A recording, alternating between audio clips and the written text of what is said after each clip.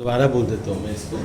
Question number 7 page number 30 T maths book में A is the subset of B लिखा हुआ है। हमें क्या प्रूव करना है? C minus B is the subset of C minus A।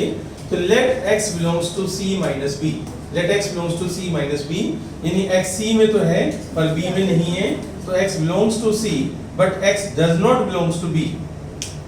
अब लिखा हुआ है बच्चों यहाँ पर कि A is the subset of B, इसका मतलब ये हुआ कि B का एक सेट है, उसके अंदर ही A है बच्चों, तो A के सभी एलिमेंट्स B में है। और यहाँ देखो X B से बिलोंग नहीं करता, यानी X B में है ही नहीं, तो A में भी नहीं होगा, because given to A is the subset of B, तो X does not belongs to A। फिर हम वापस चलते हैं, X C से बिलोंग करता है पर A से नहीं करता, मतलब X belongs to C minus A। तो ये हमारी RHS है और ये 7th क्वेश्चन तुम्हारा कंप्लीट हो गया।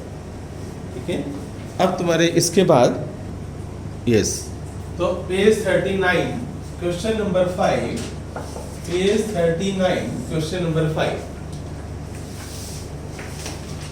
की मैथ्स बुक में से पेज 39 क्वेश्चन नंबर 5 हमें क्या प्रूव करना है कि A minus B is equal to A intersection B complement. तो अगर मैं LHS लेके चलता हूं तो let X belongs to A minus B, और X belongs to A minus B का मतलब क्या होता है? X belongs to A but X does not belongs to B। अब X belongs to A but X does not belong to B का मतलब होता है and X belongs to B complement। अब and आ गया ना बच्चों, तो X belongs to A intersection B complement, तो ये आपका RHS आ गया। आप hence prove करके यहाँ पर छोड़ सकते हैं। अब छोड़ सकते हैं। अब उन्होंने जो किया बुक के अंदर जो करते हैं ना बच्चों, वो RHS उठा लिए, अब तुझे RHS से LHS पर जाना है, तो उन्होंने उसको y बोल दिया। उन्होंने क्या किया? y बोल दिया। कोई जरूरत नहीं बच्चों, आप एक पार्ट कर दो। अगर आपको दूसरा पार्ट करना भी है ना, बोर्ड पर देखना बच्चों आप, तो आप ऐसे करोगे जैसे मैं करवा रहा हूँ। आप y मत बोलो, आप x ही बोलो। Let x belongs to A intersection B complement. यहाँ से उल्टा चलो, ये ट्रिक सिखाई थी मैंने, यहाँ से उल्टा चलो बच्चों। तो X belongs to A but X, अब यहाँ पर आएगा X belongs to A and X belongs to B complement. इसका उल्टे चल रहा है। इसका मतलब X belongs to A, उसके बाद में क्या लिखूं? but X does not belong to, नहीं यहाँ and ही आएगा अभी, तो X belongs to A and X does not belong to B। ठीक है भाई, X B डैश से बिलोंग करते हैं, तो X B से बिलोंग नहीं करता। बस अब यहाँ नॉट आ गया ना, नॉट बिलोंग्स टू। अब नेक्स्ट स्टेप लिख दो, X belongs to A minus B। तो RHS से कहाँ पर आ गया?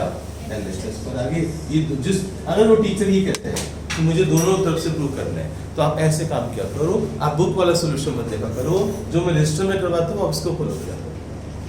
ठीक है, आपने ऐसे पढ़ना है। समझ आ रहा है? तो रेगुलर था पीछे? देख ली वीडियो। अच्छा, वीडियो देख लिए। क्वेश्चन नंबर कौन सा बच्चों? ये एग्जाम्पल 9 और पेज नंबर 40। तो इसमें हमें ये प्रूफ गिवन है, हमें क्या गिवन है? ये गिवन है कि A union B is equal to A intersection B, और हमें क्या प्रूव करना है? Prove that A is equal to B। ये हमें प्रूव करना है, prove that A is equal to B। तो कैसे किया? पहले मैंने लिया बच्चों, पहले मैंने क्या किया? दोनों को A से मल्टीप्लाई किया, मल्टीप्लाई बाय A दोनों तरफ। आप प्रीवियस क्लास को देखोगे तो प्रीवियस क्लास में मैंने स्टेप लिए मल्टीप्लाई बोथ साइड बाय, ये क्वेश्चन में लिया है। तो multiply both side by A, multiply इधर multiply both side by A, तो A intersection A union B is equal to A intersection B। Clear? अब A यूनियन B और intersection A union B का मतलब है A के elements और B के एलिमेंट्स सब है, उसमें से इंटरसेक्शन करोगे A के साथ, तो आंसर तो ये आएगा ना। एग्री होगी?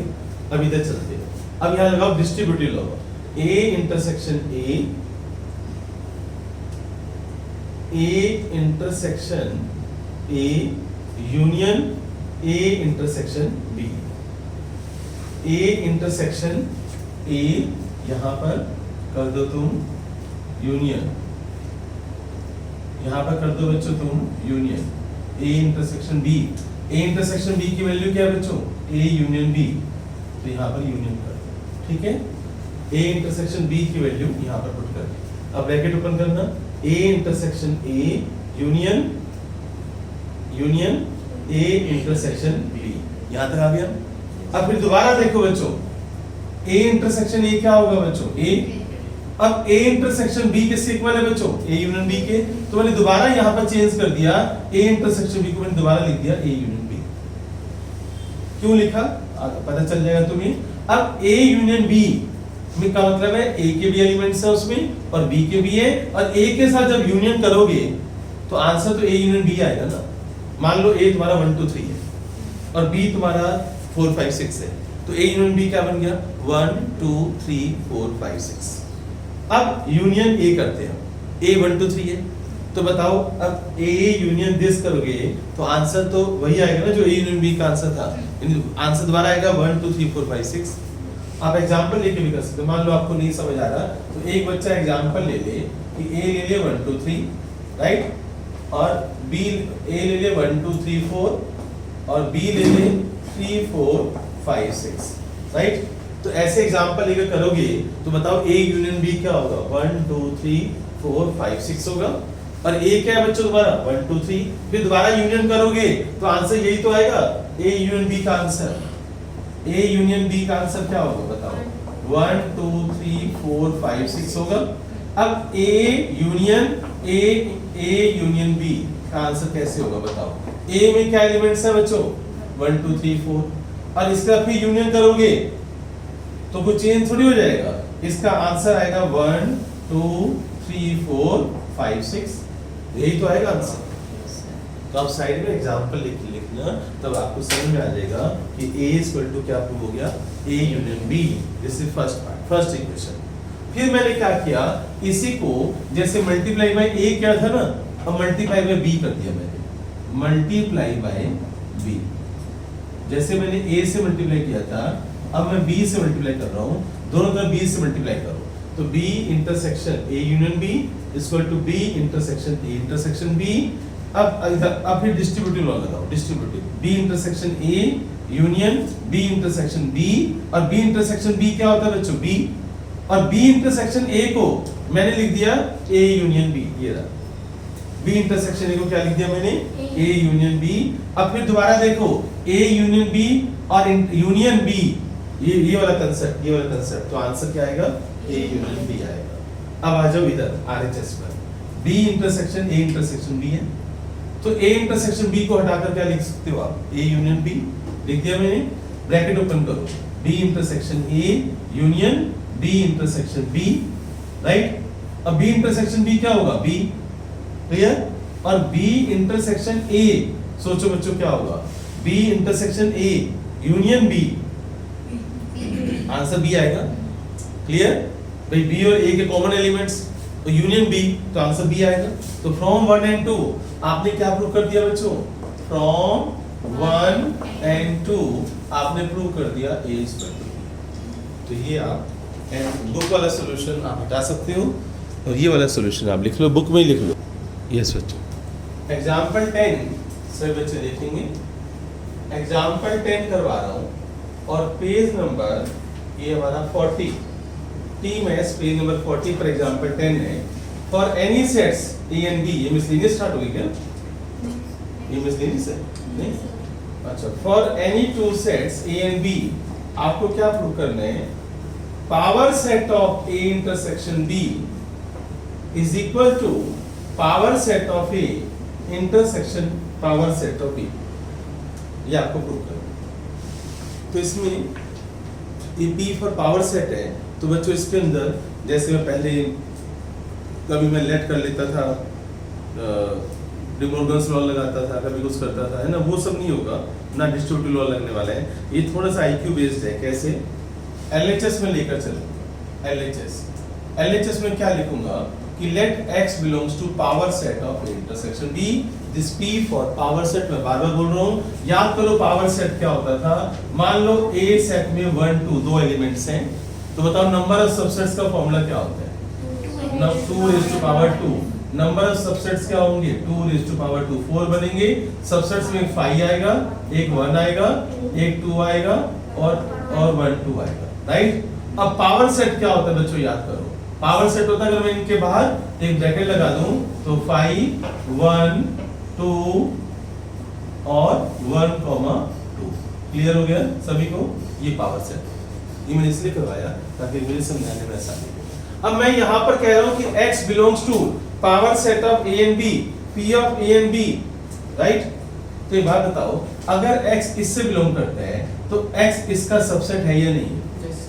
x is the subset of a intersection b। अगर वो ये कह रही है कि x इसके पावर सेट में है तो बताओ x जो है वो subset of a intersection b, जो a इंटरसेक्शन b के सबसेट बनेंगे उसमें होगा ना x। आप बताओ, उसमें होगा ना भाई, उसका सबसेट होगा। या आप ये भी कह सकते हो कि उससे बिलोंग करते हैं। अगर x a इंटरसेक्शन b के पावर सेट से बिलोंग करता है, x बच्चों उसके a इंटरसेक्शन b से भी बिलोंग करता है। तभी तो ना ऊपर वाला कंसेप्ट यहाँ मैंने सिंगल लिया है, नहीं तो तुम चाहो तो एक सेट और ले सकते हो। तो पहले a ले लिया, b ले लिया, a इंटरसेक्शन b ले लिया, फिर उसके नंबर सबसेट्स बना लिए।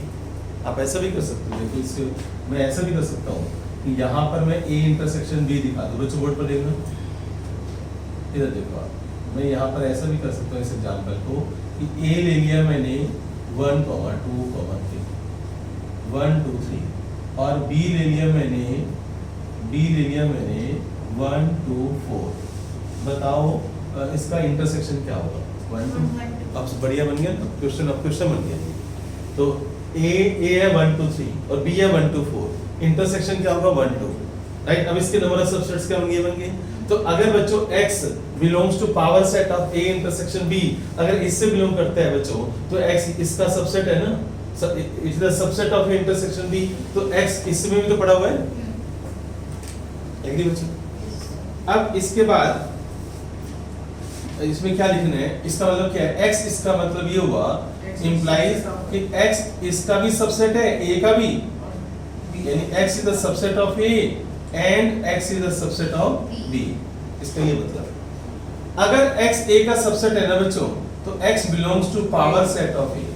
देखो उल्टा चलो, तुम यहाँ कह रहे हो कि x पावर सेट से बिलोंग करता है तो x इसका सबसेट है।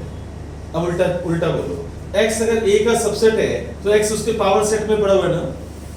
एक कर्ली ब्रैकेट के तो फर्क है बच्चों। अगर x यहाँ पर है तो यहाँ पर भी तो है ना, अगर x यहाँ पर है तो यहाँ पर भी तो है। बस वो लैंग्वेज की बात है, बस है ना। x अगर यहाँ पर पड़ा हुआ है तो पावर सेट में पड़ा हुआ है and x belongs to power set of b। Agree बच्चों? अब इधर आ जाओ, RHS को देखते रहो।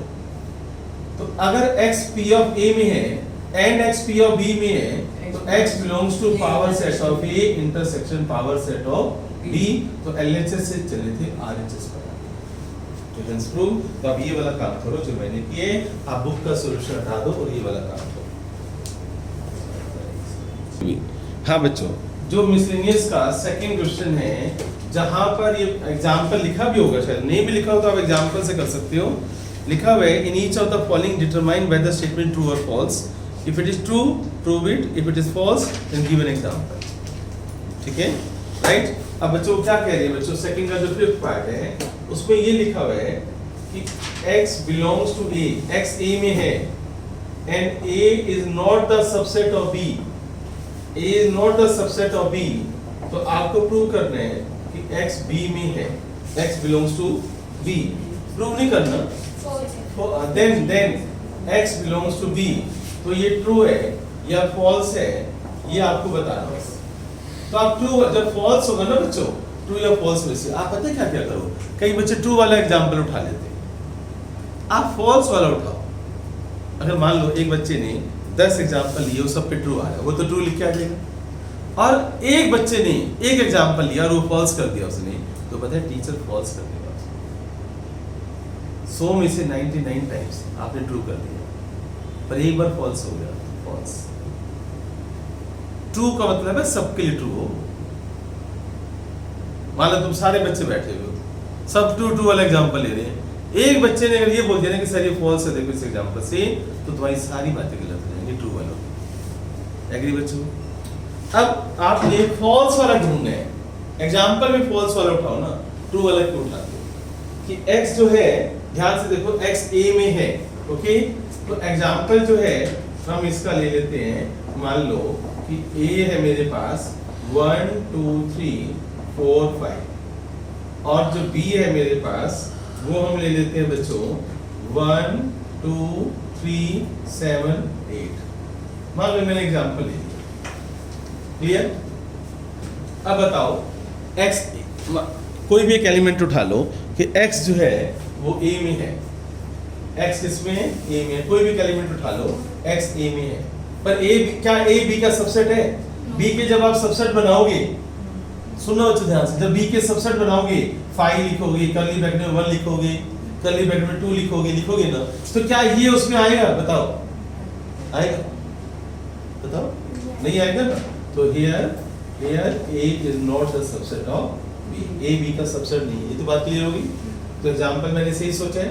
अब आता है x belongs to a, आप इसमें से कोई एक एलिमेंट उठा लो, x belongs to a, कोई एक एलिमेंट उठा लो, x मैंने 1 उठा लिया। अब बच्चा कहता है सर मैंने तो x जो है ना belongs to a, मैंने x उठा लिया 1 belongs to a। अब 1 तो b में है, 1 तो b में है, वो तो 2 कर देगा ना 2। अब केस मैंने 2 उठा लिया तो 2 b में भी है, आप प्रूव कर दोगे। पर मोदित कहते हैं सर 4 भी तो पड़ा हुआ है, 4 तो यहाँ पर नहीं है। इसका मतलब ये हुआ कि अगर मैं x a से, अगर कोई एलिमेंट a में है तो क्या वो b में भी होगा? अगर कोई एलिमेंट a में है क्या वो b में होगा? क्या वो एलिमेंट b से बिलोंग करेगा? तुम कहोगे सर 4 जो एलिमेंट है वो a में तो है। अब तुम क्या बोलोगे कि here 4 belongs to a but 4 does not belongs to b, तो स्टेटमेंट इज फॉल्स। तो स्टेटमेंट जो है आपकी फॉल्स है, स्टेटमेंट आपकी गलत है। तो अब ऐसे एग्जांपल से अब आगे चलो। अब कौन सा लोगे बच्चों? 4th में देखो क्या चीज है कहानी। 4th पर आ जाओ, एमसीक्यू बेस्ड है, 4th पर आ जाओ सभी बच्चे। 4th क्वेश्चन जो है मिसलेनियस का, इसका टेस्ट नहीं है ना, सेट्स का टेस्ट नहीं होगा है ना, बाकी जो टेस्ट नहीं देना चाहिए, जो बच्चे आ जाए तो हम टेस्ट की तैयारी शुरू कर दो, है ना। A is the set of, देखो इक्विवेलेंट। अब ये बताओ मुझे, show that the following 4 conditions are equivalent. तो फर्स्ट पार्ट में देखो क्या लिखा हुआ है कि A is the subset of B। अब बताओ इसका मतलब क्या है? A is the subset of B, मतलब चारों जो एग्जांपल्स हैं, ये जो 4 दे रखे हैं, क्या ये आपस में मिलते जुलते हैं? ये है वो क्वेश्चन। तो फर्स्ट पार्ट पहले मैं लिखता हूं यहाँ पर, first part A is the subset of B। Second part A minus B is equal to 5। Third part है A union B is equal to B। और जो फोर्थ पार्ट है वह है आपका A intersection B is equal to E। वो कह रहे हैं कि चारों जो कंडीशंस है ना इक्विवेलेंट है, यानी वो ये कहना चाहते हैं इस क्वेश्चन में कि आप एक को सोल्व करके दूसरा भी प्रूव कर सकते हो, दूसरे को सोल्व करके आप तीसरा भी प्रूव कर सकते हो, तीसरे की हेल्प से आप फोर्थ भी प्रूव कर सकते हो। ये आपस में इंटररिलेटेड है, वो ये कहना चाहते हैं। अब बच्चों देखो आप, A is the subset of B, पहला पार्ट उठाते हैं, फर्स्ट पार्ट कि A जो है वो B का सबसेट है, यानी A जो है B में है, तो क्या A उसके कॉम्प्लीमेंट में होगा? क्यों नहीं होगा? नहीं होगा ना। A B के सबसेट में है तो A is not the subset of B dash। A उसके B dash में नहीं होगा ना, A B में है, सबसेट ऑफ B का मतलब है A B में है, तो क्या A B dash में होगा? आप अगर आपको सबसेट्स में दिक्कत आ रही है ना, काम करती है, एक्चुअली यहाँ सबसेट लिखा हुआ है ना, इसलिए मैं सब लेके चल रहा हूँ, ये तो बिलोंग्स टू में बच्चों को जल्दी समझ आता है। A B का सबसेट है, राइट, यानी A B में है, A बिलोंग्स टू B। तो क्या ए बी डैश से बिलोंग करेगा? नहीं करेगा। एक बात बताओ, ए इंटरसेक्शन बी डैश फिर क्या होगा? ए एक एलिमेंट है जो ए में तो है, एक एलिमेंट ए में तो है पर वो बी डैश में नहीं है, राइट? इसका मतलब ये हुआ a माइनस बी। क्लियर? तो इसको मैं अगर मैं वो बनाऊं, सेट बनाऊं तो फाई आएगा ना? क्या इन दोनों कॉमन आएगा कुछ? क्या इन दोनों कुछ कॉमन आएगा? ए के एलिमेंट्स इंटरसेक्शन बी डैश के एलिमेंट्स, कुछ कॉमन आएगा? नहीं आएगा। तो फिर मैं ये भी लिख सकता हूँ phi null set, nothing is common, मैं फाई बोल सकता हूँ। क्लियर? तो फर्स्ट पार्ट की एक्सप्लेनेशन ये है। इससे क्या हुआ? सेकेंड पार्ट प्रूव हो गया। सेकेंड पार्ट प्रूव, देखो आप, सेकेंड पार्ट प्रूव। वो कहना चाहते क्वेश्चन पता क्या था? ये चारों एक दूसरे से निकल आएंगे, वो ये है। तो सेकेंड पार्ट प्रूव। अब थर्ड पार्ट पे आ जाओ बच्चों, थर्ड पार्ट पे आ जाओ। तुम यहां पर क्या कह रहे हो कि A is the subset of B, बोल रहे हो ना? ये बात बताओ। अब थर्ड पार्ट के लिए मैं क्या करवाने जा रहा हूं कि A is the subset of B। तुम बोल तो A is the subset of B। अगर A B का सबसेट है तो बताओ A यूनियन B क्या होगा? आप सोच के देखो, A यूनियन B क्या होगा? बताओ। B तो होगा। तो देखो ना, A के एलिमेंट्स B में है, सबसेट मतलब क्या होता है? A के एलिमेंट्स B में है, तो A यूनियन B करूंगा तो A यूनियन B का मतलब क्या होता है कि आपने A के भी लेने हैं, B के भी लेने हैं, पर A के एलिमेंट्स तो B में है ना, तो यूनियन करोगे तो B तो आंसर आएगा। A12 है, A12 है, B123 है, अब यूनियन करोगे तो 123 तो आएगा। ठीक है? तो थर्ड पार्ट से देखो A union B equal to B automatically yes हो रही है। अब फोर्थ पार्ट में आ जाओ। फोर्थ पार्ट में क्या कहने चाहते हैं बच्चों कि A intersection B equal to A, ये कैसे आप प्रूव करोगे? बताओ फोर्थ पार्ट कैसे प्रूव करोगे कि A intersection B equal to A? बताता हूं कैसे। A B का सबसेट लेकर चलो आप, A B का सबसेट है तो A इंटरसेक्शन B क्या होगा? A तो फोर्थ पार्ट में आप स्टार्ट यहां से करो। A B का सबसेट है ना बच्चों, A B का सबसेट है तो A के एलिमेंट्स B में भी है ना, तो A इंटरसेक्शन B होगा क्या? फिर A तो होगा। A12 है और B123 है, A उसका सबसेट है, राइट? तो इनका कॉमन पार्ट क्या आएगा? 1 2 ही तो आएगा, A ही तो आएगा। तो ये जो चीजें है ना, अपने आप को समझानी है। क्लियर? तो ये छोटे छोटे क्वेश्चन से एमसीक्यू बेस्ड से। अब फोर्थ के बाद सेकंड फिफ्थ भी हो गया, फोर्थ भी हो गया, अब आप एट्थ पर आ जाओ। एट्थ क्वेश्चन, ये भी एग्जांपल से हो जाएगा, एग्जांपल ले लो कोई भी।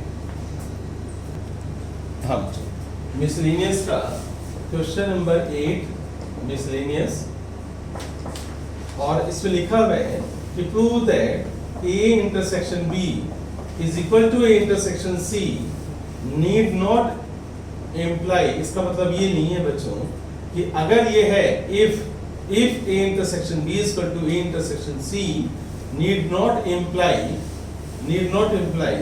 B is equal to C। यानी ये जरूरी नहीं कि B और C इक्वल हो, दो सेट, राइट? इस बात को हमें प्रूव करना है। तो इसके लिए एग्जाम्पल जो है आप कोई भी सोच सकते, जब नीड नॉट आ गया तो आप एग्जाम्पल कोई भी सोच सकते हो। मान लो मैंने A ले लिया 1 2 3 सेट, ठीक है, और B में ले लेता हूँ बच्चों में 2 3 4 5, और C में ले लेता हूँ बच्चों, आप C उठा लो 2 3 7 उठा लो, 2 3 7, ठीक है? आपने कोई भी एग्जाम्पल ले लो। अब A इंटरसेक्शन B बताना क्या है बच्चों? 2 3 A और B का कॉमन पार्ट 2 और 3 आएगा, ओके। और A इंटरसेक्शन C बताना बच्चों क्या होगा? A और C का कॉमन पार्ट वो भी 2 3 आएगा, एग्री? अब ध्यान से देखो, here A intersection B is equal to A intersection C, दोनों इक्वल है। तो A इंटरसेक्शन B भी 2 3 आ रहा है और A इंटरसेक्शन C भी 2 3 आ रहे हैं, तो दोनों इक्वल हो गए। दोनों इक्वल हैं, पर क्या B और C इक्वल है बच्चों? नहीं, कहाँ इक्वल? यहाँ 5 है, यहाँ 7 है, यहाँ 4 5 है, यहाँ पर 7 है, but B is not equal to C, right? Here A intersection B is equal to A intersection C, but B is not equal to C. B और C दोनों इक्वल नहीं। क्लियर हो गया? अब इसके बाद